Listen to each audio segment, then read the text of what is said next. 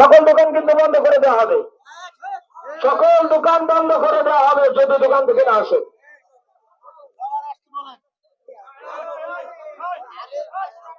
আর আপনারা যদি না আসেন আমাদের বলেন, আমরাও চলে যাই। এটা আমাদের ব্যক্তিগত কারো লড়াই না, এটা সকলে মিলে করতে হবে ভাই। আপনারা না আসলে আমাদের বলেন, আমরাও চলে যাই। আর যদি আমাদের এখানে রাখতে চান তাহলে দয়া করে আপনারাও আসেন।